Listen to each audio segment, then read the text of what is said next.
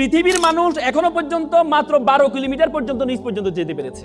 সেটা কে করেছে জানেন? 1970 সালে সোভিয়েত ইউনিয়ন। তারা চিন্তা করলো তারা পৃথিবীর নিচে যাবে, কারণ তারা জানে পৃথিবীর নিচে হচ্ছে কি, আমাদের বরাবর নিচে হচ্ছে কি আমেরিকা।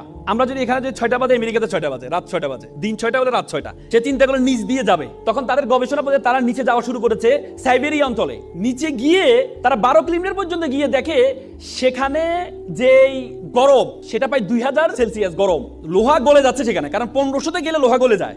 আপনি দেখেন সূর্য আমাদেরকে গরম দেয়, আমরা 40, 50, 60 সেলসিয়াস গরম পাই আমরা, সূর্য আমাদের গরম দেয়, কিন্তু মাটির নিচে কিভাবে গরম হয়? পরবর্তীতে আর যেতে পারে নাই। সেই গবেষণা প্রতিষ্ঠানের প্রধান ছিলেন ডক্টর এসবক। তিনি বলেন, আমি যখন যেতে পারছি না, তখন আমি একটা মাইক্রোফোন পাঠিয়েছিলাম সাউন্ড নেওয়ার জন্য, ভিতরে কি সাউন্ড হয়। বিলিভ অর নট, তিনি একজন খ্রিস্টান। তিনি বলেছেন, আমি নিচে গিয়ে একটা সাউন্ড পেয়েছি, সেটা হচ্ছে মানুষের কান্নার আওয়াজ পেয়েছি। তিনি আবার বলেন, তিনি ভাবলেন এটা একটা ইকুইপমেন্ট, বা আমি যে ইকুইপমেন্ট পাঠিয়েছি সেটার কোনো আওয়াজ হতে পারে।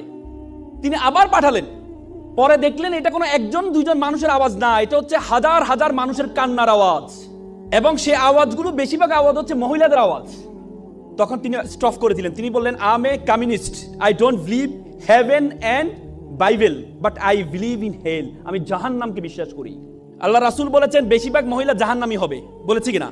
এবং আমরা জান্নাতের ইল্লিন আর সিজ্জিন, ইল্লিন হচ্ছে যেখানে আমরা মৃত্যুবরণ করার পরে আমাদের বডিটাকে, আমাদের রুহটাকে ইল্লিনে নেওয়া হয়। ইল্লিন বলতে হচ্ছে আল্লাহ তাআলার যে আরশের নিচে রাখা হয়, সিদরাতুল মুনতাহার পরে।